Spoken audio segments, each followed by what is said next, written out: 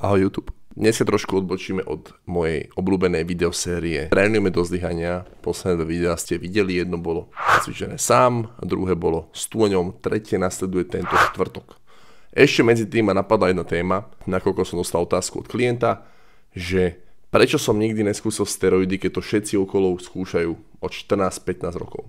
Prišlo mi to ako zaujímavá téma, pretože na steroidoch si tu vždy všetci honia dosahy. Nie len v Česku, ale vlastne celosvetovo si môžete všimnúť, že s videami, kde sa riešia steroidy, alebo kde ich dokonca užívajú, alebo radia ako užívať, tak proste dosahy sú vysoké. Takže steroidy, prečo som ich ešte nikdy nebral, prečo ich brať nebudem tak skoro, nehovorím nikdy. Lebo možno mi jedného dňa klesne testosterón po 40. roku života a budem ho mať nízko a budem chodiť na terapeutické dávky doktorovi. Nikdy nevieš. Samozrejme z toho vyťažím čo najviac, dáme trojnásobné dávky. Najprv by som začal, aké boli moje ciele, keď som začal cvičiť. Takže keď som začal cvičiť, moje ciele boli také, že chcem mať kocky na bruchu a vyzerať trošku lepšie na kopalisku a mať trošku širšie ramená a tak ďalej. Čím dlhšie som cvičil, tým sa mi málilo, takže som samozrejme chcel viac a viac. Tak som si začal študovať, začal som robiť veci viac správne, aj keď ešte vôbec nie je dobre, ale proste chápete ma. V roku 2015 došla kategória Men's Physique na súťažné pódia a tedy mi to prišlo reálne byť tam ako naturál, zasúťažiť si, vtedy som sa tam chcel len postaviť, už to bude pre mňa úspech, som si povedal. A v 2015 roku som o tom akože nejako sníval, začal som dietu na 2.16, čo som 2 roky, čiže to bolo úplne nereálne. Povedal som si, že ak budem v top 10 medzi juniormi, tak bude dobre.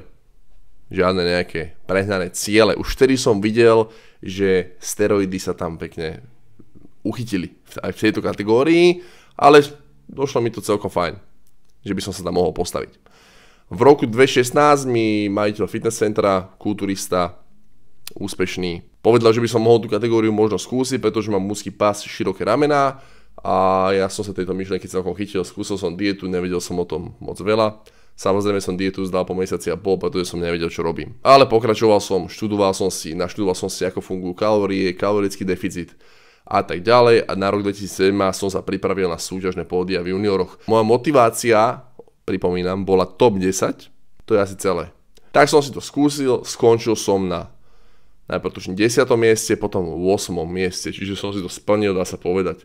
Ale natoľko ma to motivovalo, ako asi každý, kto ide súťažiť prvýkrát, že som chcel pokračovať a už som vedel, že nebudem budúci rok junior, ale poviem mužom, ale steroidov som sa nechcel chytiť aj tak, aj keď im bolo jasné, že tí najlepší si to asi idú, ale dal som si cieľ, taký môj primárny cieľ v rámci celej mojej kariéry, aby som skončil jedného dňa v top 3 na hociakej súťaži raz v top 3, bolo mi jedno na akej v rámci Slovenskej republiky.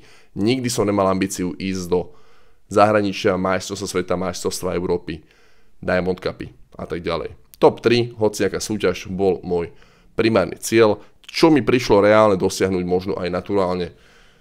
No, tak som cvičil ďalej, históriu poznáte, čo ma sledujete dlhšie a tento rok som skončil v top 3 na 3 súťažiach, 2-krát v Česku, kde nás bolo trošku menej, ale potom som bol v Dubnici, kde nás bolo 15 alebo 16, nie som si presne istý a naozaj som si zasúťažil s kvalitnými borcami a skončil som tretí, čo je môj asi najväčší úspech doteraz. Takže sa mi to podarilo. A teraz je tá otázka, že prečo by som mal brať steroidy, alebo prečo by som mal na túto vlnu steroidov naskočiť. Mimochodom trénujem ľudí vo fitku, robím online trénera už od roku 2016, dá sa povedať, čo bol môj úplne že najväčší cieľ dosiahnuť to, čo chvála Bohu, musím si zaklopať, že robím, čo ma baví. Takže teraz si poďme dať pre a proti. Prečo som nezačal brať steroidy a ani to asi neplánujem v najbližšej dobe.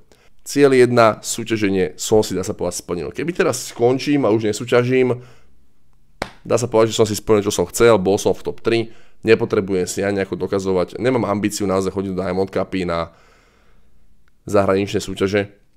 Aj keď bolo by to pekné, keby sa dostane majstrovstvá Európy, sveta, ale myslím si, že aj to je reálne, naturálne v tejto kategórii, ale o tom potom. Čiže toto som si splnil, čiže nepotreboval by som to nejako podporiť steroidmi, aby som si splnil tento cieľ, keďže už som ho splnil. Druhý cieľ, trénovanie. Trénovať ľudí trénujem aj bez toho, aby som bral nejaké zakázané látky, steroidy. Myslím si, že tam nepotrebuješ. Je dobré, aby tam nejako vyzerali, a nehovorím, ak sa venuje tej estetickej stránke na tých tréningoch, ale steroidy na to nepotrebujem.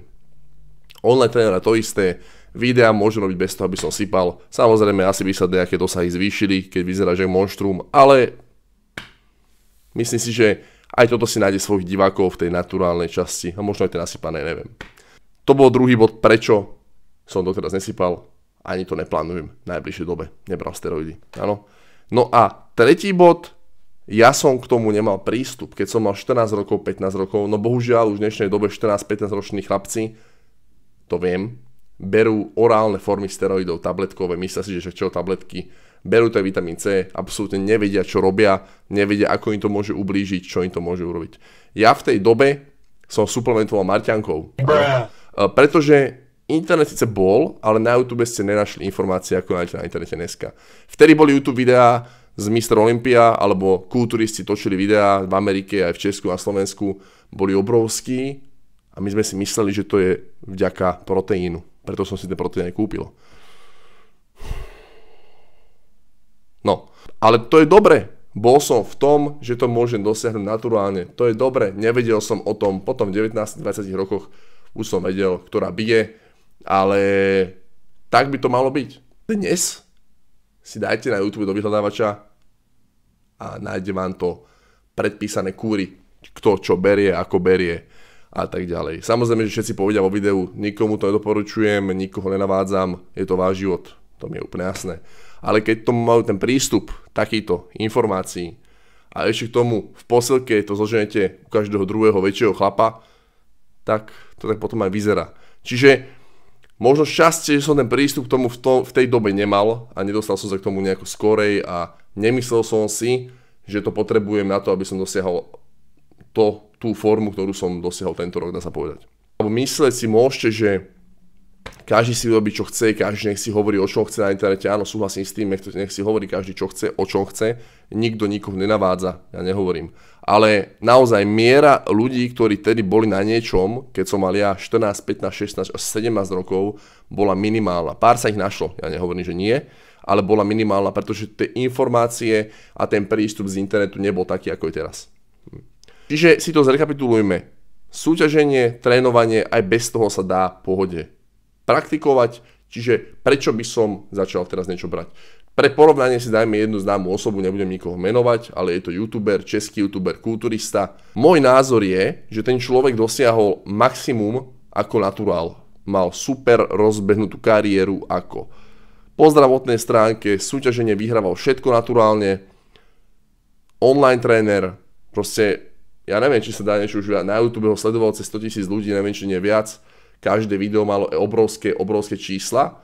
Teraz začal teda brať steroidy a porovnajte si, alebo ja keď si to porovnávam, že či má plusy alebo minusy, sám povedal, že to ľutuje. Takže aj z tohto hľadiska na to pozerám trošku takým iným smerom, iným štýlom. A ja teda hlavne, on má ambíciu ísť do zahraničia na súťaže, vyhrávať tie najväčšie súťaže. Ja tú ambíciu nemám, čiže prečo by som do toho mal ísť, keď tá ambícia tam nie je. Takže verím, že tento krátky pokec vám pomohol možno odostrieť, prečo ja som nikdy na steroidy doteraz nenaskočil a asi ani tak skoro nenaskočím, ak sa mi nepotvrdí, že by som mal nejaké minimálne hodnoty svojho vlastného testosterónu. Takže vidíme sa pri ďalšom videu, ktoré točíme už štvrtok, už to bude tréningové, trénujeme do zdvíhania a na scénu prichádza opäť Tulen. Takže nenechajte si to utiecť a pôjdeme po jeho štýle, ktorý ja absolútne neuznávam, krátke 30-sekundové pauzy. Čiže beriem si aj sáčok a kýbel. Verím, že videa sa vám páčia, ak áno, poteší ma like, odber, zdieľanie, ten zvonček tam kliknite, lebo celkom vám videá rastú, pomalinky rastieme, o chvíľu máme 1000 odberateľov a potom by náš vraj YouTube mohol hádzať trošku viacej ešte do obehu. Takže ak mi v tom pomôžete, chýba nám nejakých 85 ľudí, tak budem len rád. Vidíme sa pri ďalšom videu a jak to ukončím? Musím si myslieť nejakú záverečnú formulku do budúcna.